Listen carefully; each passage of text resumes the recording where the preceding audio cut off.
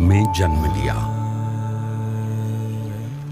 बाल घनश्याम के रूप में दिव्य लीलाओं से भरे बाल्यकाल के कुछ वर्ष उन्होंने छपिया में बिताए और कुछ वर्ष अयोध्या में बिताए और 29 जून सन 1792 की रात को वे नीलकंठ वर्णी के रूप में अयोध्या से गृह त्याग कर निकल पड़े, अनंत जीवों को अपना योग करवाकर उनका कल्याण करने के लिए एक कल्याण यात्रा पर।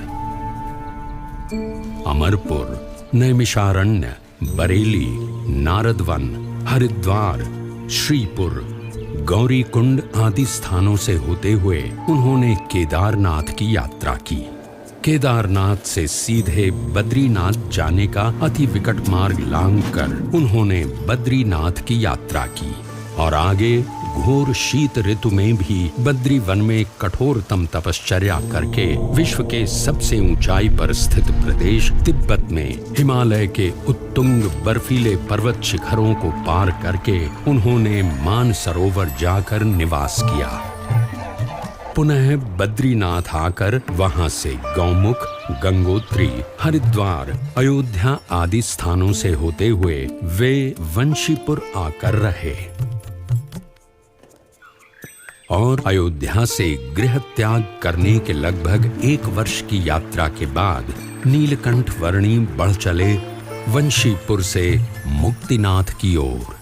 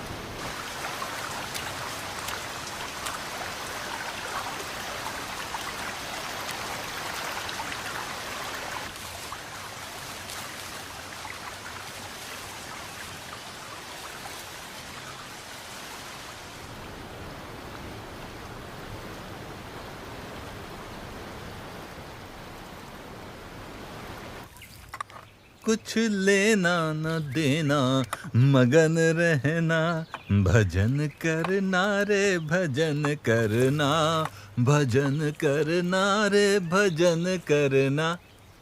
भजन तो करना और भोजन भी करना, क्योंकि भूखे पेट न होए भजन गोपाला रे। आहा, भजन करना पर भोजन भी करना, भजन। अरे छोटे महाराज, बाल योगी जी, कुछ भोजन खाओगे महाराज? आओ आओ, अरे बड़ा स्वाद बना है आज तो। लो दीजिए। धन्यवाद। ग्रहण करो योगी जी, ग्रहण करो।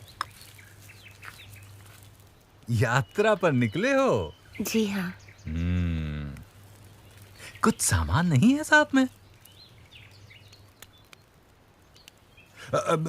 वैसे तो मेरे पास भी और कुछ खास सामान नहीं रहता, पर हाँ, अपने भोजन का प्रबंध करने का सारा सामान मैं अपने पास ही रखता हूँ।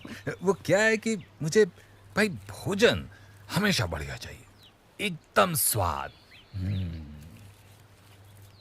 वैसे आप खाने का प्रबंध कैसे कर लेते हो? कुछ साथ में तो नहीं रखते?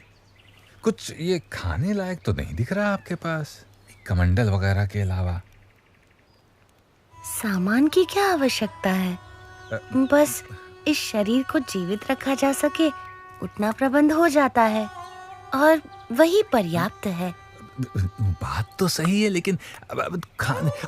अरे अरे अरे अरे महाराज, अरे ये क्या कर रहे हैं छोटे योगी जी? अरे अरे अरे सत्यानाश, सारी मेहनत पानी में मिला दी आपने। ऐसे पानी मिलाकर भोजन कौन करता है महाराज? इसमें स्वाद क्या आता है? और आनंद क्या आता है इसमें? स्वाद तो परमात्मा की मूर्ति का आता है और आनंद भी उनके स्वरूप का, निज स्वरूप का ही आता है।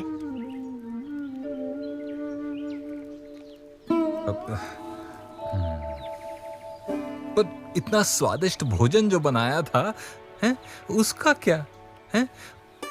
योगी के लिए परमात्मा की भक्ति ही भोजन है और परमात्मा की मूर्ति का सुख ही उसका स्वाद है।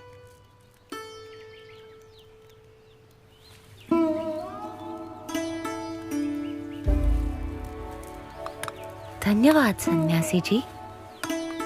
बाली योगी, धन्यवाद तो मुझे आपका करना चाहिए कि आपने मुझे इस स्वाद लोलुपता से अवगत कराया महाराज, और निस्वाद होने की सीख दी।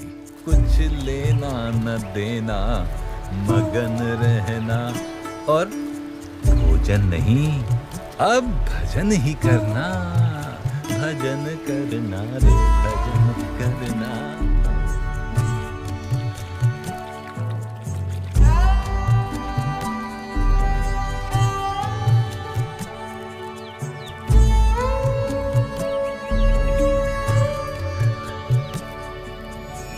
नीलकंठ वर्णी जानते थे कि काली गंडकी नदी के किनारे चलते हुए मुक्तिनाथ पहुंचा जा सकता था, इसीलिए वे काली गंडकी नदी के प्रवाह को ढूंढ रहे थे और उसी दौरान वे किसी अज्ञात निर्जन क्षेत्र में आ पहुंचे।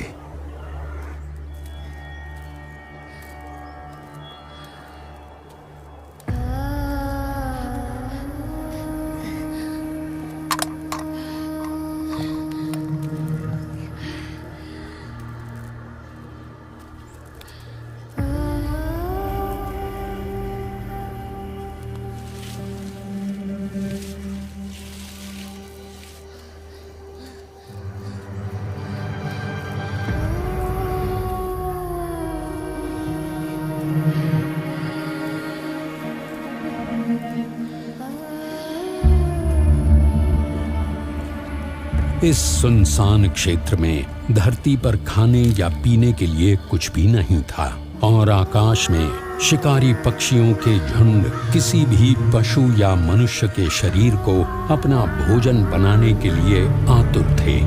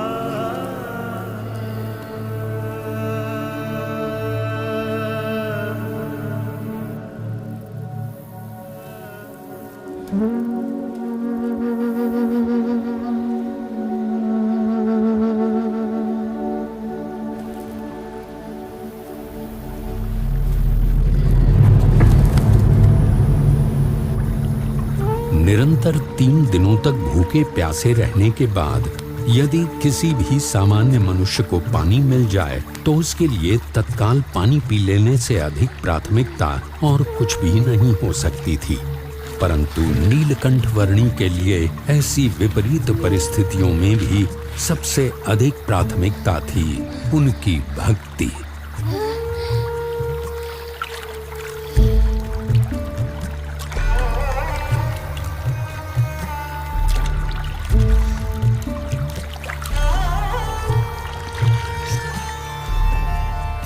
सब ही प्रकार से जीव सौंपे सो उत्तम भक्त कहावे।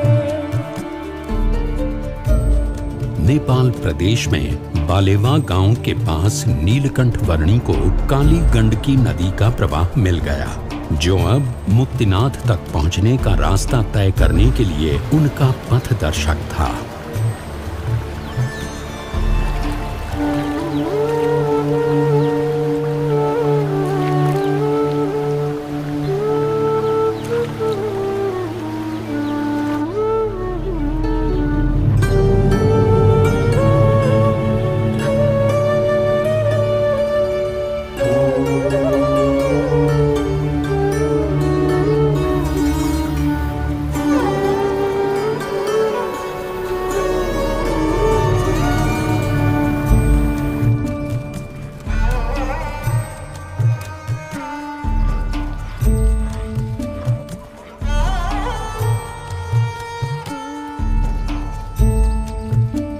और इसीलिए रोज सुबह सबसे पहले भगवान की पूजा प्रार्थना करनी चाहिए और उसके बाद ही बाकी सब कामों की शुरुआत करनी चाहिए।